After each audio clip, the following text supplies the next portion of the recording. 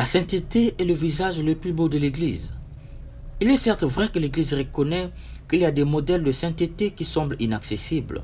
D'autres, par contre, sont très accessibles. C'est pourquoi je vais te parler d'une sainte peu connue que l'Église, notre mère, nous a donné de célébrer aujourd'hui, Sainte Joséphine Bakita. Joséphine Bakita est une Soudanaise, donc une Africaine comme vous et moi. Prise dans le piège du colon au Soudan, elle sera déportée comme esclave en Italie. De par sa façon d'être, sa capacité à ne pas garder rancune et surtout son sourire, Joséphine Bakita sera une star parmi les maîtres colons. Tout le monde l'apprécie et l'aime. Son maître de caractère très violent, très remonté avec la vie, qui lui a pris sa femme et l'a laissé veuf avec une petite fille malade, verra que sa fille prend Bakita comme sa propre mère, une blanche qui voit en une noire esclave une mère et une confidente. Cette fille qui des années ne quittait pas son lit le fera grâce à Joséphine Bakita. Du coup, son maître sera très amoureux d'elle et va vouloir qu'elle devienne sa femme, ce qu'elle va refuser naturellement. Joséphine Bakita, pas trop belle, mais porteuse d'un sourire divin qui transperce l'âme et l'esprit et rend amoureux, d'où beaucoup de maîtres blancs voudraient d'elle. Bakita, appelée dans l'Église catholique la sainte du sourire. Comme quoi, le sourire est un don de Dieu. Par le sourire, on peut bouleverser les vies. Bakita, une noire, a bouleversé toute une ville par son sourire. Un jour, elle va rentrer dans l'église et voit la croix. Elle va demander au prêtre, « C'est qui sur cet arbre?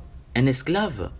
Parce que chez nous, au Soudan, c'est comme cela qu'on traite les esclaves désobéissants. C'est là qu'elle va entendre pour la première fois le nom de Jésus. Elle va pleurer à l'idée d'entendre que son Sauveur et son Dieu a été traité comme on traite des esclaves désobéissants au Soudan. Une rencontre avec Jésus sur la croix qui a changé sa vie.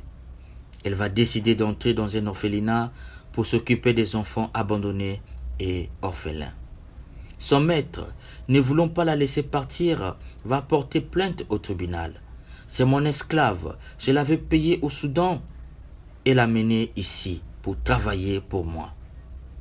Hélas, il va perdre le procès. Bakita sera autorisée d'aller travailler dans l'orphelinat. Après le procès, elle va sourire à son maître, comme pour lui dire « je te pardonne », comme pour lui dire « merci, je ne sais pas ». Mais ce sourire a transpercé le cœur de son maître et l'a converti. Lui qui était naturellement violent va devenir doux. Lui qui ne priait pas va prier. Lui qui ne partageait pas va partager. Toute sa vie prendra un coup par ce simple sourire de Joséphine Bakita. Parmi les enfants de l'orphelinat, un ne parlait jamais, car il avait assisté au meurtre de ses parents abattus froidement et violemment. Mais avec le sourire de Bakita, après plus de 10 ans sans prononcer un seul mot, cet enfant va parler, mais uniquement avec Joséphine Bakita. Un jour, elle va rentrer au couvent et voit une statue d'une femme noire. Elle va demander « C'est qui cette noire ?» On lui répond « C'est la Vierge Marie, la mère de Jésus. » Elle était noire? On lui répond « Elle était blanche, jaune, rouge et noire. Elle est la mère de tout le monde. » Donc une noire peut devenir religieuse? On lui répond « Oui. » Dès lors, elle va devenir religieuse canonicienne. Par sa vie et son vécu, elle sera canonisée par le pape Jean-Paul II en l'an 2000. Sainte Joséphine Bakita, la sainte du sourire. Un sourire qui a fait parler les muets, bousculer les vies et converti les méchants. Pas trop belle, mais porteuse d'un sourire divin qui a redonné goût de vivre à beaucoup. De l'esclavage à la sainteté, de l'esclave aux saintes. du Soudan en Italie, de l'Africaine au mondial, partie comme esclave, finie comme modèle à imiter, des héros à héroïnes, de sous l'autel à sous l'autel du Seigneur, où Jean-Paul II et toute l'Église s'est agenouillée pour vénérer l'heureuse mémoire, Sainte Bakita nous apprend aujourd'hui que le sourire ne coûte rien, mais il crée beaucoup. Elle nous apprend que le visage qui ne sait pas sourire est le témoin accusateur d'un mauvais cœur. Elle nous apprend qu'un sourire ne dure qu'un instant, mais son souvenir est doux et agréable. Elle contredit ce proverbe qui dit « Quand le cœur est blessé, la bouche sourit mal ».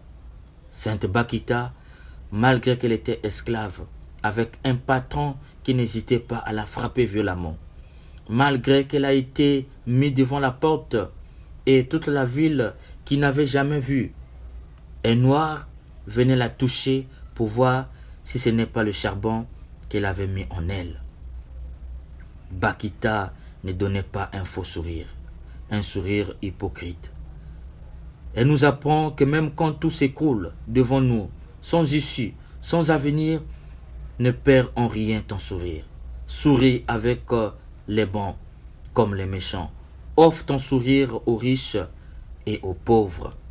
Personne n'est assez riche pour se passer du sourire. Ton sourire est un don que tu accordes à tes semblables. Le sourire a parfois plus d'effet qu'un agencement de mots. Le sourire dit long et plus. Mes chers frères et sœurs, pour être saint, il suffit juste d'offrir un témoignage personnel dans nos occupations quotidiennes, là où chacun se trouve. Bakita nous a laissé un bon témoignage par son sourire.